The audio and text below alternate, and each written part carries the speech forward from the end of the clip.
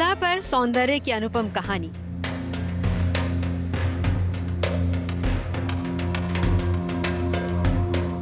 कला और कल्पना की दास्तान सदियों पुरानी। भारतीय सभ्यता और संस्कृति की बेजोड़ उपलब्धि।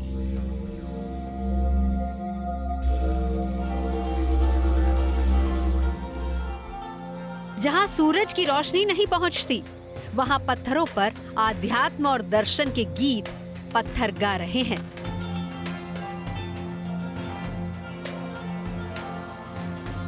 दुनिया को कला के मायने समझा रहे हैं। ये है अजंता और ये है तस्वीर अद्भुत भारत की। अजंता की बात करते हैं तो 30 केव 10 केव बिल्कुल अनफिनिश्ड हैं और एक दौर ऐसा भी आया था जब मुगल आक्रांता यहाँ पर आए थे और उसके बाद इन केव्स के रखरखाव की जिम्मेदारी किसी की नहीं थी। यानी 1200 साल तक ये पूरी तरह से बंद रहे और क्योंकि यहाँ पर बारिश खूब होती थी तो ये पूरा इलाका जो वो झाड़ियों से ढक गया। फिर उसके बाद एक ब्रिटिशर जॉन स्मिथ ने इस केव को खोजा था जहाँ पर हम लोग इस वक्त मौजूद हैं। ये है केव नंबर 10। ये एक मंदिर भी है और सबसे पुरानी केव मानी जाती है अजंता की और सबसे पहली रीडिस्कवर्ड केव इसको कहा जाता है। तो चलिए केव नंबर 10 जो एक मंदिर है आपको यहाँ लिए चलते हैं। ये तस्वीर है उस सभ्यता की जो भारतीय संस्कृति और कला की महानता की पहचान है। ये तस्वीर है भारत की उस विश्व धरोहर की जो बताती है कि हमारा अतीत कितना गौरवशाली है। 2nd सेंचुरी से शुरू हुई अजंता केव जो सबसे पहली केव्स हैं जिनको बनाया गया था, लेकिन 30 केव्स हैं। उनमें से भी कुछ ऐसी केव्स हैं जिनमें काम अधूरा है, लेकिन सबसे ख़ास बात यहाँ की ये है कि ये केव्स फेमस हैं यहाँ की पेंटिंग्स के लिए। तो चलिए मेरे साथ चलते हैं, आपको घुमाते हैं अजंता केव्स। ये तस्वीर है अजंता एलोरा की गुफाओं की जिसमें मौजूद है हमारा धर्म, दर्शन और अनगिनत महान कलाकारों की बेजोड़ प्रतिभा।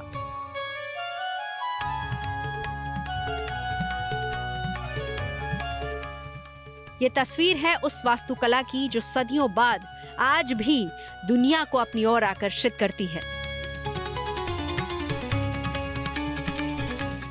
और जिसे देखने आज भी देश ही नहीं बल्कि विदेशों से लाखों लोग पहुंचते हैं।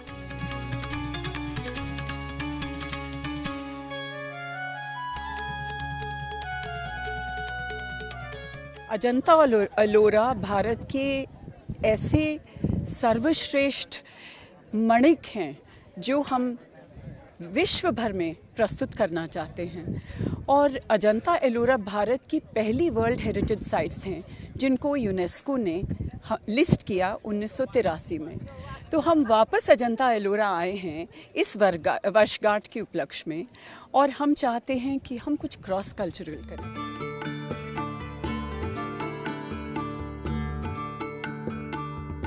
महाराष्ट्र के औरंगाबाद में मौजूद अजंता गुफाओं की कहानी बौद्ध धर्म के विकास के साथ शुरू होती है। इनका निर्माण 2 चरणों में हुआ। पहला चरण लगभग 2री शताब्दी ईसा पूर्व से 1ली शताब्दी ईसा तक था, जिसमें 8 गुफाओं का निर्माण हुआ। दूसरा चरण 4ठी से 6ठी शताब्दी ईसा के बीच हुआ। इस दौरान कुल 30 गुफाओं का निर्माण हुआ, लेकिन इनमें से 10 अभी भी अधूरी हैं।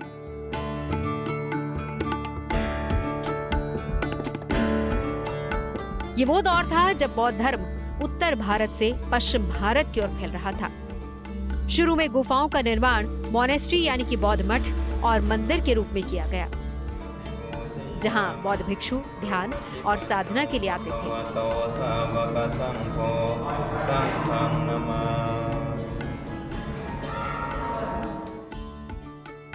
बौद्ध धर्म के विस्तार और प्रचार के लिए जाने वाले भिक्षु भी यहाँ ठहरा करते थे।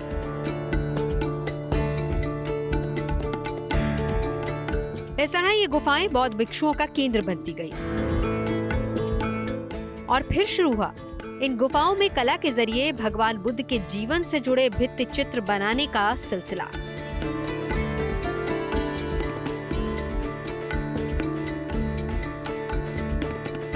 गुफाओं में बुद्ध के पिछले सांसारिक जीवन और जातक कथाओं को उकेरा गया।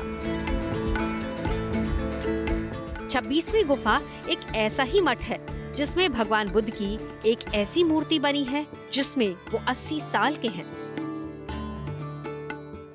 सोपान हमने 3 साल पहले स्थापित किया है इस एम से कि हम कंटेम्प्रेरी कॉन्टेक्स्ट में जो हमारी वर्ल्ड हेरिटेज साइट्स हैं, अलग अलग स्टेट्स की हेरिटेज है, उसको रिवाइव कर सकें और इन मॉन्यूमेंट्स पे इंडियन और इंटरनेशनल आर्टिस्ट्स के साथ यूनिक कल्चरल प्रोग्राम्स कर सकें। इसमें हमको ASI का बहुत सपोर्ट मिला है।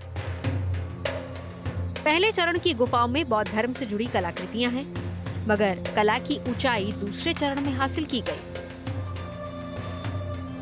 क्योंकि ये वो दौर था जब सातवाहन और वकटक राजवंशों का शासनकाल था, जिसमें कला और कलाकारों को ज्यादा अहमियत दी जाने लगी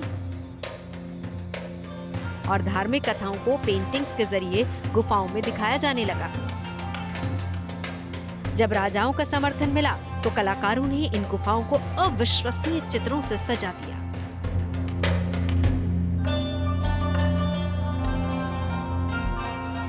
अजंता में कलाकारों ने जिस तकनीक का इस्तेमाल किया है वो आज भी हैरान करती है, क्योंकि सदियों बाद भी ये पेंटिंग सुरक्षित हैं। सैकड़ों साल बाद भी इनकी खूबसूरती बरकरार है और जिस तरह इनका बैकग्राउंड तैयार किया गया और जिन रंगों का इस्तेमाल हुआ वो वाकई चौंकाने वाला है।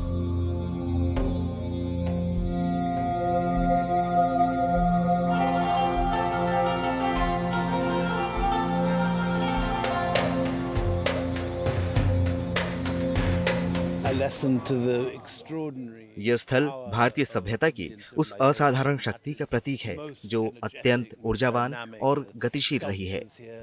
यहाँ की मूर्तियाँ अद्भुत इंजीनियरिंग, गणित और विज्ञान की कला, अध्यात्म और दर्शन को प्रस्तुत करती है।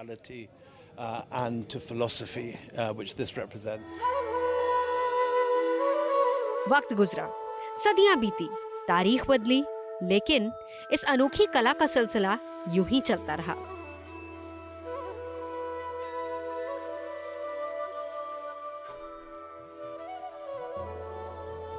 अजंता में गुफाओं का निर्माण बंद हुआ तो औरंगाबाद में ही कुछ दूरी पर एलोरा में कलाकारों ने अपना हुनर दिखाना शुरू कर दिया। ये दौर था 6वीं शताब्दी का, जब एलोरा में गुफाओं का निर्माण शुरू हुआ।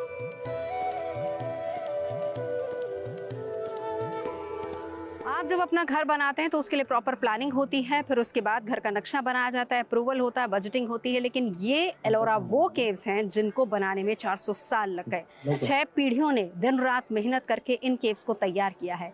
क्या खास है इन केव्स में कि आज भी दुनिया यहाँ पर आती है इन्हें देखने के लिए। देश नहीं बल्कि विदेशों से भी सबसे ज़्यादा फुटफॉल, यानी कि सबसे ज़्यादा सैलानी यहाँ आते हैं। और इसीलिए यूनेस्को के 80 साल पूरे होने के मौके पर हम आपको बताने वाले हैं एलोरा केव्स की खासियत क्या है। चलिए मेरे साथ।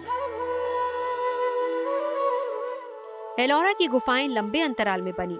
करीब 400 साल में गुफाएं बनकर तैयार हुई और यहाँ भी ज्यादातर गुफाएं हिंदू, जैन और बौद्ध धर्म से ही जुड़ी हुई हैं।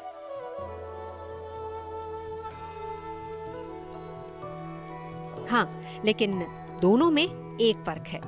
अजंता गुफाओं की ख्याति उनके भित्ति चित्र की वजह से है, जबकि एलोरा की गुफाओं की मुख्य विशेषता यहाँ के विशाल रॉक कट वास्तुकला है,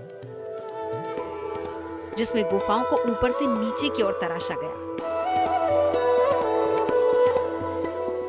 20 रुपए के इस नोट में आपको नजर आएगी ये तस्वीर, और ये है एलोरा केव की तस्वीर, जहां पर इस वक्त मैं खड़ी हूं और मेरे पीछे ठीक वही तस्वीर है जो कि इस 20 रुपए के नोट में छपी है। दरअसल ये है एलोरा केव और ये है केव नंबर 16, जो एक हिंदू केव है। यानी अगर आप इस केव में आएंगे, यहाँ पर आपको क्या नजर आएगा? यहाँ पर आपको हिंदू देवी देवताओं की तमाम तस्वीरें उकेरी हुई नजर आएंगी। और ये जो वॉल है ये सबसे खास है। इस पूरी वॉल को अगर आप देखेंगे, यहाँ पर पूरी रामायण आपको एक तरीके से नजर आ जाएगी। और इसके बाद अगर आप ठीक आगे जाएंगे तो वहाँ पर आपको रावण नजर आएगा, रावण का अहंकार नजर आएगा, उसके 10 सर, उसके 20 हाथ नजर आएंगे, और किस तरीके से भगवान शिव उसके अहंकार को खत्म करते हैं उसको भी यहाँ पर इन दीवारों पर उकेरा गया है। एलोरा में कुल 98 गुफाएं हैं, जिनमें 12 बौद्ध धर्म से जुड़ी हुई हैं। इनमें 11 बौद्ध मठ हैं। जबकि 17 गुफाएं हिंदू धर्म से जुड़ी हैं।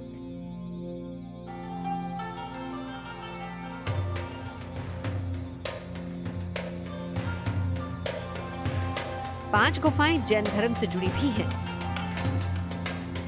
इसके अलावा जो गुफाएं हैं उनमें हिंदू धर्म और धार्मिक कथाओं का वर्णन भी है।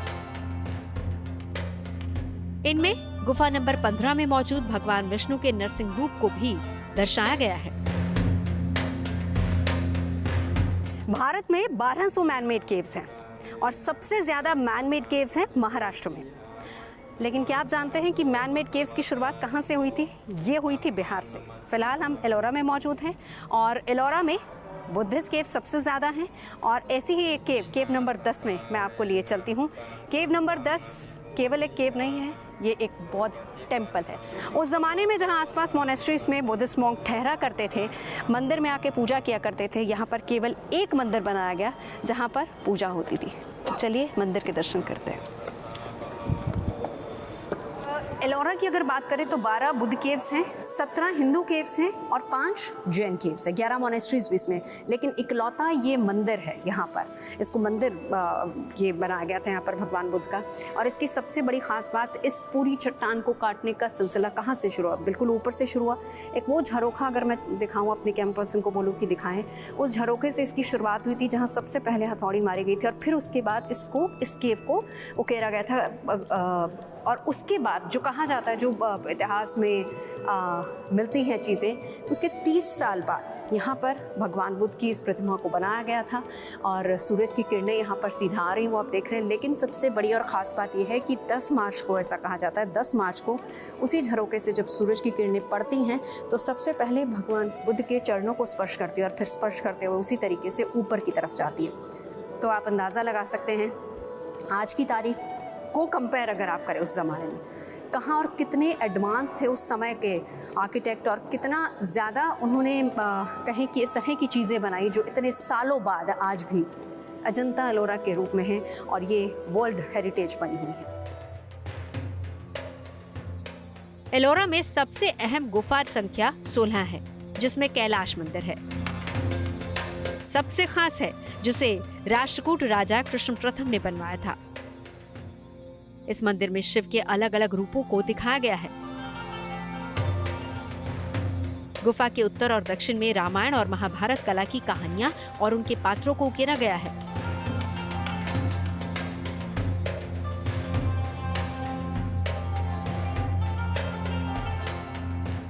This place really represents यह स्थान भारत की रचनात्मक प्रतिभा और दिव्य ज्ञान का जीवंत उदाहरण है। लोग अक्सर यहाँ की वास्तुकला और इसमें लगाए गए 2 लाख टन पत्थर की चर्चा करते हैं, लेकिन इसमें भी अधिक महत्वपूर्ण है वे मनोवैज्ञानिक संदेश और ईश्वर से जुड़ने के वो माध्यम जो यहाँ आने वाले प्रत्येक व्यक्ति के लिए खुले हुए हैं।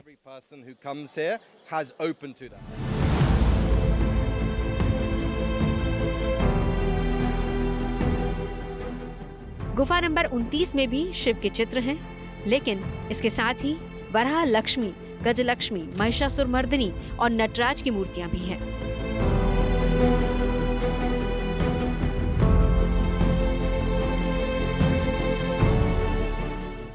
संयुक्त राष्ट्र के 80 वर्षों के उत्सव के लिए ये एक अद्भुत स्थान है।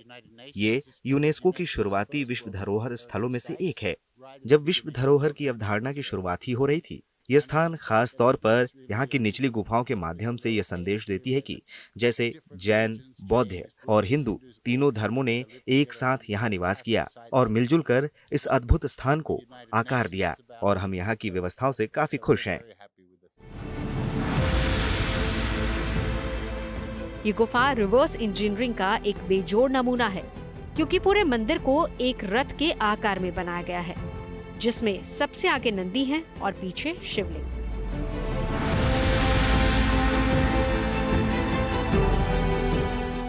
तो अलग अलग केव्स हैं एलोरा में, जिसमें सबसे ज़्यादा बुद्धिस्ट केव हैं, जैन केव्स हैं, हिंदू केव्स भी हैं। यहाँ जहाँ हम खड़े हैं ये एक हिंदू केव है और यहाँ पर रामायण और शिव से जुड़ी तमाम चीज़ें हैं, कहानियाँ हैं, जिनको यहाँ पर दीवारों पर उकेरा गया है। और सबसे बड़ी और ख़ास बात यह है कि उस दौर का, उस ज़माने का मंदिर है शिव मंदिर, जहाँ पर नंदी हैं, हालांकि खंडित हैं, लेकिन उसके बाद यहीं से अगर आप जाएंगे आगे तो वहाँ पर आपको भगवान शिव का शिवलिंग नजर आएगा, जिसे अभी भी लोग पूजते हैं। यहाँ पर आते हैं न सिर्फ इन केव्स को देखने के लिए, बल्कि यहाँ पर अंदर मंदिर भी हो जाते हैं। गर्भगृह तक जाने की हालांकि इजाज़त नहीं, लेकिन यहाँ से लोग भगवान शिव के दर्शन ज़रूर करके जाते हैं।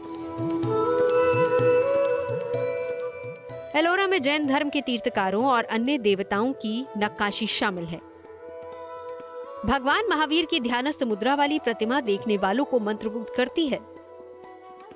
लेकिन इस पूरी केव को क्यों बनाया गया, इसके जो 3 लेयर हैं उसकी अलग अलग खास बात क्या है? सबसे पहली जो लेयर थी ग्राउंड फ्लोर, वहाँ पर मॉन्क्स रहा करते थे।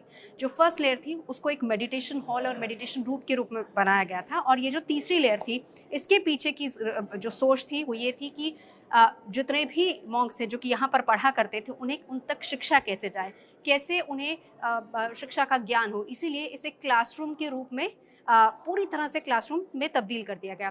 अगर इस पूरी केव को अगर आप देखें, कम से कम आपको 5 रोज़ नज़र आएंगी और ये दूर तक जाती है, यानी अंदाज़ा आप लगा सकते हैं कि कम से कम 5 क्लासेस यहाँ पर चलती थी। ये वाली जो केव है ये 7वीं से 8वीं शताब्दी के बीच की है, लेकिन 3 थल है।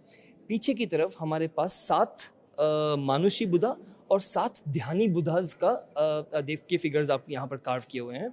ये वाले जो बुद्ध हैं ये मेडिटेटिंग पोस्चर में आपको दिखेंगे और उनके ऊपर, हर बुद्धा के ऊपर अलग अलग वृक्ष कार्व किए हुए हैं। तो बुक्स बताते हैं कि कौन से बुद्धा को कौन से वृक्ष से पहचाना जाए। वक्त गुजरा, भारत पर पहले तुर्क और फिर मुगलों का राज हो गया। धीरे धीरे इन गुफाओं का इस्तेमाल बंद हो गया और इनकी याद भी कहीं खो सी गई। कहा जाता है कि विश्व प्रसिद्ध अजंता गुफाओं की खोज आर्मी ऑफिसर जॉन स्मिथ और उनके दल ने सन 1819 में की थी। वो यहाँ शिकार करने आए थे, तभी उन्हें कतारबद्ध 19 गुफाओं की एक श्रृंखला नजर आई और इसके बाद ही ये गुफाएं पूरी दुनिया में प्रसिद्ध हो गई और यूनेस्को ने 1983 में इसे विश्व धरोहर की सूची में शामिल कर लिया। 1200 साल तक जब ये जो पूरी केव्स है, अजंता केव्स की, जहां हम इस वक्त मौजूद है केव नंबर 10 पर, 1200 साल तक जब ये बिल्कुल पूरी तरह से बंद रही और जब इन्हें जॉन स्मिथ ने डिस्कवर किया तो अंदाज़ा लगाइए कि ये केव पूरी तरह से, ये जो लाइन यहाँ पर आपको दिख रही है, यहाँ पर ये पूरी तरह से कीचड़ में लिप्त थी और इसके ऊपर आपको पेंटिंग्स नजर आएंगी।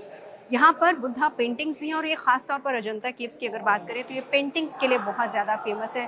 कुछ पेंटिंग्स ऐसी हैं जो बिल्कुल ख़त्म हो चुकी हैं, जिनमें कलर नहीं है, लेकिन ये मिनरल कलर्स का इस्तेमाल उस ज़माने में किया गया था ताकि ये सदियों सदियों तक इसी तरीके से दिखती रहे, लोग आकर इसको देखते रहे। तो यहाँ पर अगर आप इस केव को देखेंगे, जो कि एक मंदिर भी है, तो ये बेसिकली एक बुद्धा मंदिर है, केव नंबर 10, जिसे 1200 साल बाद वापस से जॉन स्मिथ ने रीडिस्कवर किया था। कला और संस्कृति की अमिट पहचान बनकर अजंता एलोरा की गुफाएं महाराष्ट्र के संभादी पहाड़ियों से दुनिया को भारत की उपलब्धियां बताती हैं और इसीलिए यूनेस्को की विश्व धरोहर में इसे शामिल किया गया। यूएन के 80 साल पूरे होने के मौके पर इसी कैलाश मंदिर के ठीक सामने भारत की विश्व धरोहर पर अलग अलग देशों के राजनयिकों ने अपनी उपस्थिति दर्ज करवाई, जहां ओमकार नाम से एक प्रस्तुति भी दी गई, जिसमें विदेशी कलाकारों ने भारत की संस्कृति को दुनिया के सामने रखा। महान है ये विरासत, अनमोल है ये धरोहर, सदियों पुरानी परंपरा, जिसे देख दुनिया अभिभूत है और जिस पर भारत को गर्व है।